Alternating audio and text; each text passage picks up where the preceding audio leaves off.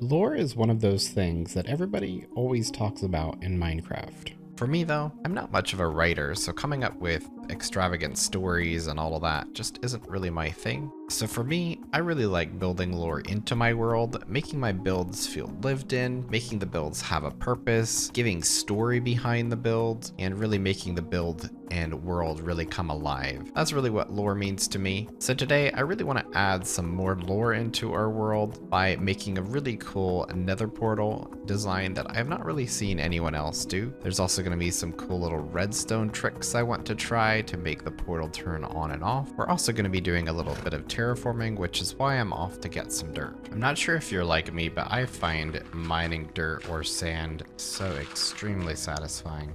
Whenever I get to the stone, I try not to uncover too much stone because I want to make the land feel pretty natural still. I know I'm probably odd and weird, but I don't really like ruining worlds. But anyway, I have all this dirt. I also filled the donkey with dirt too. And my shovel is, taking a lot of durability. So I think the next thing I'm going to do is I'm going to go back to my base and I'm going to fish up a mending book. Then after that, I'm going to turn the villager that I have in my house into a mending villager. As you can see here, I've fished over 197 times so far, and we'll see how many it takes to actually get a mending book. I like mending just as much as the next person, but I find that it's just really enjoyable to get the first book in a different way than just rolling for villagers. So that's why I'm gonna try to fish up the first mending book. And once I have that, then I'll roll a villager to get mending for the rest of my equipment. I've now fished over 750 times, and I finally got that mending book. Here is all the other items that I fished up. It was actually quite a bit here, but it was kind of fun. And I think I'm going to be putting that on my pickaxe for the first mending book. And then I'm going to take that villager that I had trapped earlier inside and turn that into my mending villager. And now that we have our mending book, we're just going to pop this in here and put mending on our shovel. Now I'm going to go heal it up real quick, and then we can get to terraforming. So I really want to build this portal over here on top of this hill, close to where we spawned. I tend to like to build my portals as close to 0, as I can. That way the coordinates in the nether are also close to 0, 0. So I just find that easier whenever I'm doing a world. As you can see, this hill is really not very beautiful. So I'm just gonna come here and sort of bring this down here, over here, and I just wanna smooth it out a little bit so that it's not quite so straight. To start out with, I'm just going to get some of these blocks, and then I'm just gonna go ahead and start connecting them to the top here and sort of make some strings coming down and connect them all together then.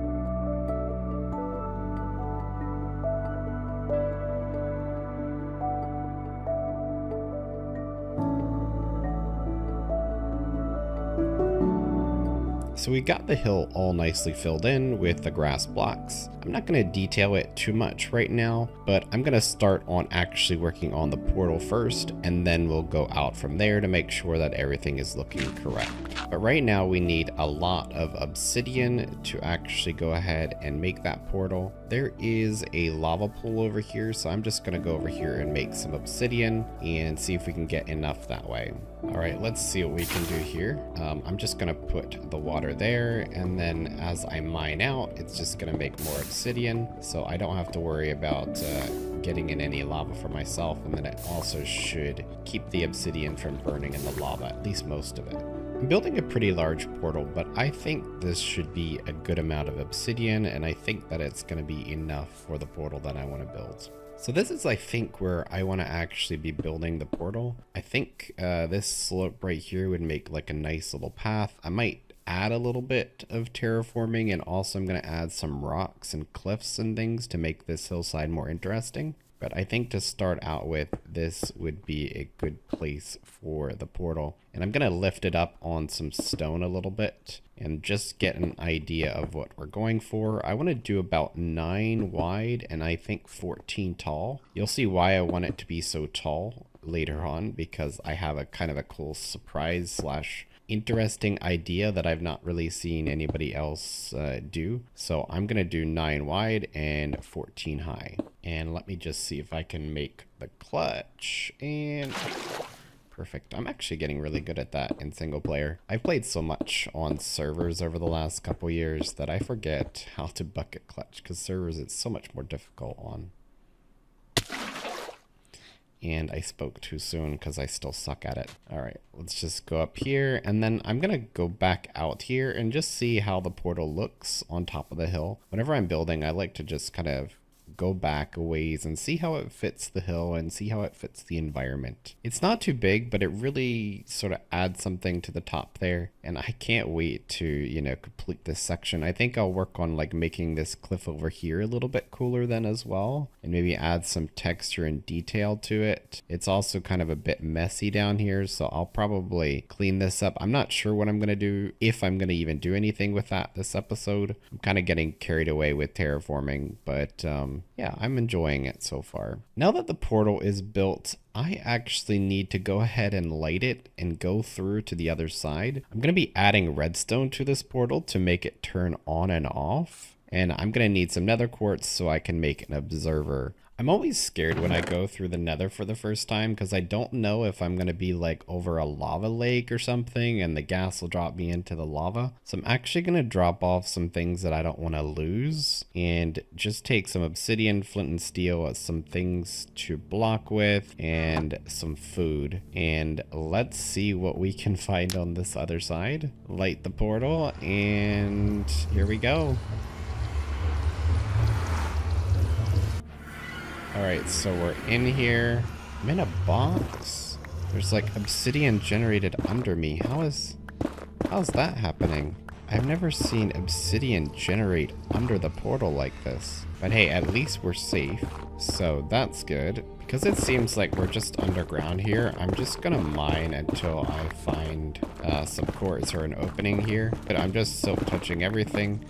I'll fortune it later. I'm just kind of checking around to see what the biomes are around here. It looks like we got waste and crimson at the moment, so that's honestly not bad. I don't mind just waste in the beginning because waste is a lot easier to deal with. If I want to build any type of nether hub type of area, waste is a lot easier to deal with than some of the other biomes. And then I think that's going to be enough quartz. So let's go back through and we'll come back and explore later. All right, so I broke the nether portal so that we don't have to hear that sound. And the goal really is to make this feel very abandoned, and that purple just didn't work. So I am going to be building some redstone up each side. And at the very top, there's going to be a dispenser over here and a dispenser over there. One's going to have flint and steel, one's going to have a water bucket. So then when I'm coming up this path over here, I'll either have a button or a pressure plate that will press it and it will light the portal, and then I can go through the portal. And then when I come out of the portal, I can come down here, press the button or pressure plate again, and it will break the portal. So that's sort of my plan. And the reason why I'm doing it up at the top is because I want it to be open and you to be able to walk through it. And so I'm going to put it up at the top, and then I'm going to fill it in a little bit so you won't actually be able to see it. Whereas if I put like a dispenser down here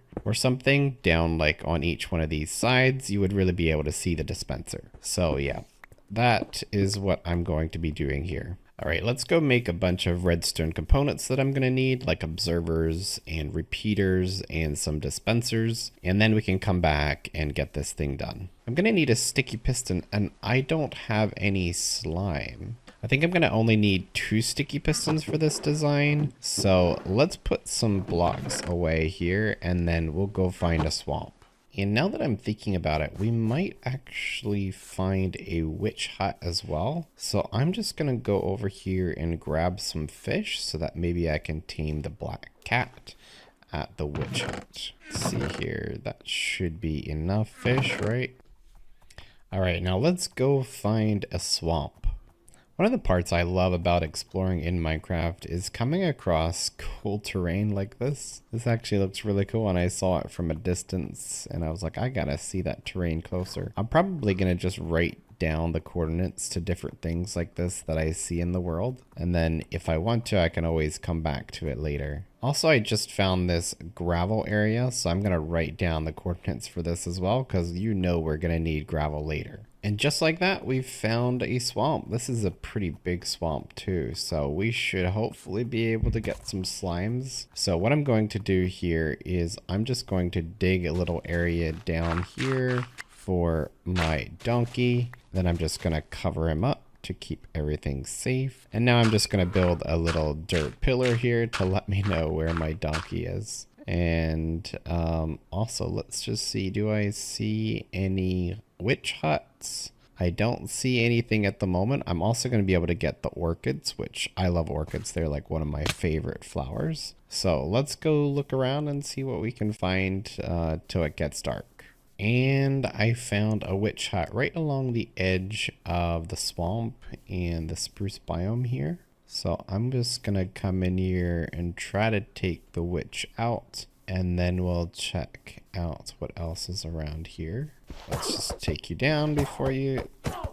Ah, he got me. Poison.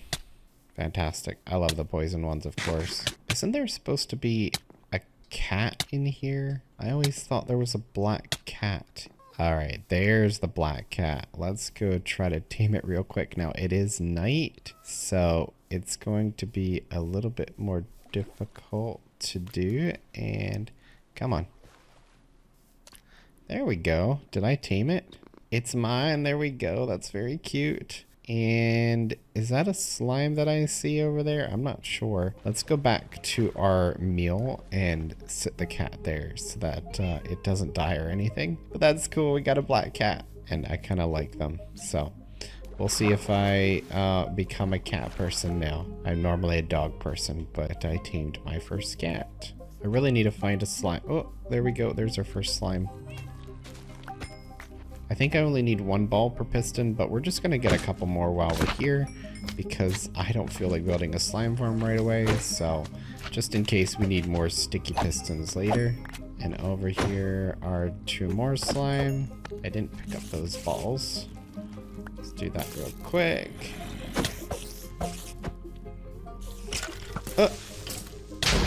Okay. All right.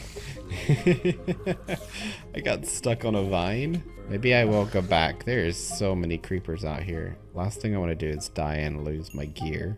So let's just go back now. I think we probably have enough slime. All right, we got quite a bit of slime, which is plenty. Also some string and gunpowder, which is always nice. So now let's go back to our base and let's finish that nether portal. I put the cat out here on a barrel, and that's gonna scare creepers away for at least a nice amount of radius around my door so I don't get spawn camped when I come out the door. I'm just gonna grab the glass that I was smelting here for some of the redstone that I'm gonna be building, and I got my sticky pistons now, so we're ready to go finish the redstone for this build. All right, let's start by placing the dispensers up here at the top corners. 1 dispenser there, and then I think another one right there. I'm gonna fill this one with a water bucket, and then this one with a flint and steel. And then we're gonna run the redstone down each side. This is probably not the most efficient way to run redstone down, but this is the way I know how to do it. So I just put glass blocks and redstone the whole way down, and I'm gonna do the same thing on the other side as well. All right, let's test it here and see if it works. I'm just gonna come over here, press this button, and yep, the portal goes on, and then press this button. Oh. That needs to go the other direction. All right, I'm not a redstoner, all right? I'm just... Okay, so I'm going to be coming up with a contraption to make it so that the water just instantly goes in and out. But at least the wiring up the side works. So yeah, that's pretty cool. Now we're just gonna connect it to a section here in the middle that goes out to 1 button then. So you only have to press 1 button to make it go on and off. And I'll link a video below that I found that shows you how to do that. All right, so I got the redstone bit done, I think anyway, and it should all be working. So let's test it and see if that's the case. Press the button. Nothing happened. I think I forgot to I forgot to connect this side, so let me rewrite back. All right, I'm ready to try this again, and since portal breaking sounds are so loud, I think I'll probably have it out a little bit further away, like I said, with a pressure plate or button. So let's try this again, and there we go. The portal is lit, and now it's unlit. That's pretty cool. That works great. And let me check to see if that works with a pressure plate. All right, so imagine we have a nice little path coming up here. It's gonna be lots of stone and everything else. And then here's this pressure plate. We just walk over that. And now the portal is lit. And we're done with our Nether adventure. And we're just gonna come down like this. And now it's now it's broken.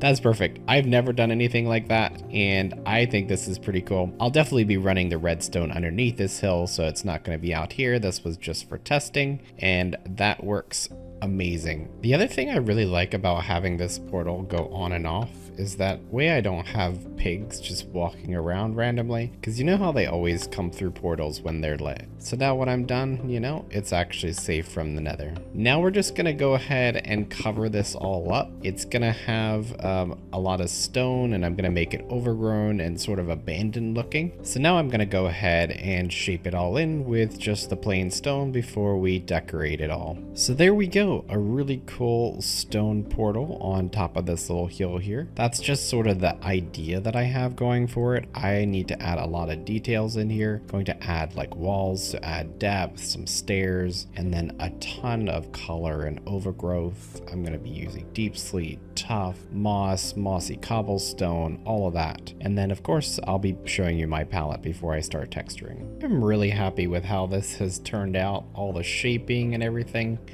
even all the broken down rocks falling down each side. I think it's turning out pretty fantastic. But now that we got all the stone shape in, it's time for some color. And this is the color palette that I've gone with. I'm going to be using some deep slate in some very dark areas. Then we got tough, cobblestone, andesite, and of course the gray concrete powder, the light gray concrete powder. I think that actually looks really nice and is a great highlight. Then for the overgrowth in some sections, I'll be adding the mossy cobble, moss, leaves, and of course grass on top of the moss. And that'll really make the build pop and come to life. And this is how the build looks coming down the hill here. I'll be detailing the hillside later once I have the portal detailed. And of course, you can just walk over this pressure plate and it lights up the portal. I don't get tired of doing that. It's so much fun. I will have to fill that up with a bunch of flint and steel. There should be 9 in there. I could even add a hopper and a chest in there because it's all very hidden. See, right up in there, you can't even really see it anymore, and it's completely really hidden, and you wouldn't even really think about the fact that there's actually dispensers up there. So to try to blend these walls in with the obsidian, I'm just going to be putting some deep slate like this next to it, so you really don't even see it, or it really blends in when it's not turned on. And then this whole inside section will be kind of like shadows, at least when you look at it from a distance, with all the darker blocks in here. All right, I put some deep slate in here next to this obsidian, and now my next plan is actually to go ahead and find the different sections that I'm gonna overgrow. So I'll start with the moss and then just expand outward from there. And that's sort of how I like to do my texturing. Start with either the overgrowth part or the dark blocks. And because I did all of the dark blocks on the inside, I'm going to start with the overgrowth. So let's get some moss and leaves and start that process. Before I finish up with the rest of this build, let me just show you how I go ahead and overgrow a spot. So the reason why I like to always shape it out before I overgrow it is it just allows me to really precisely put the blocks where I want them. So after I place my moss first, then I like to outline it with the next color, and that normally is the mossy cobblestone here. So I'm just going to go ahead and outline it like that with the mossy cobblestone. And then of course, if there's a stair, I can replace that there. Then right here on the corner, I'm actually going to place a leaf and then another leaf. And a lot of people would tend to put leaves on the outside like that. I actually like to replace some of the blocks with leaves. It sort of makes it so that you can actually see through it. And it really gives it just sort of like a broken down overgrown vibe. So that's what I tend to do. And then of course I like to put moss behind it so that way you can't see behind it to like another block like stone or something. So that's sort of the idea that I have here. And then I'm just going to replace these walls with some mossy walls.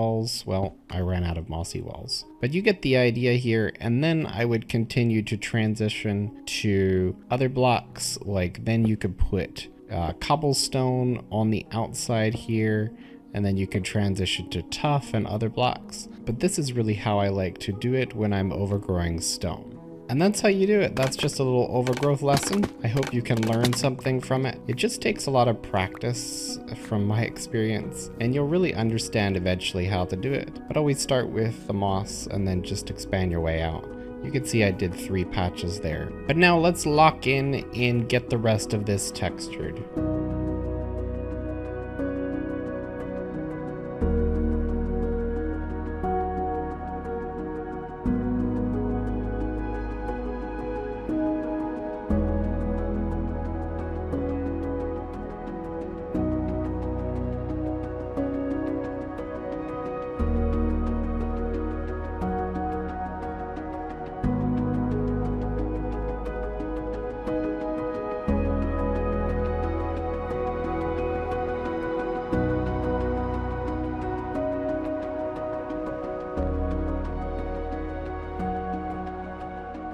And there we go. Look at that portal. I am super happy with how that turned out. I also put some stones and a little bit of grass coming down through here for a little bit of pathway. I do want to put some bigger rocks here as well as grow some grass on this slope right here. And then also over here, I need to clean this up a little bit to make it a little bit nicer. I think I'm just going to bring dirt up in there, a little slope, and clean it up a little bit. Then eventually I might build a cliff that actually connects over here, but I don't think I'll be doing that in this episode. But now the final reveal, just walk up here, walk over that pressure plate, and go right up to the portal like this. And then when you're done in the Nether, just walk down this nice little pathway over the pressure plate and it's turned off. I might make another pressure plate up a little bit closer. Once I do have elytra, I'll probably fly over and, you know, land about right here. So I could put another one much closer, but the sound of the portal breaking is really loud. So having a little bit distance away is nice. And then of course I also textured this back area, and now it's a little bit different. I have sort of like a path coming up over here to the portal. I do make it so that you can actually walk up it. So, you know, you don't actually have any issues with having to jump or anything, but it also looks really nice from this direction. I'm honestly not sure which direction I like better, this one or the other one. Now a little bit about the texturing. I really love light gray concrete powder with stone. It really just gives it an extra little pop of highlight, and I did it on the other side over here as well, and I really think it makes a lot of builds just really pop when you're adding stone, and I really like how that turned out. I think that wraps up this episode very nicely. Thank you so much for watching. I hope you enjoyed this video, and I'll catch you in the next episode.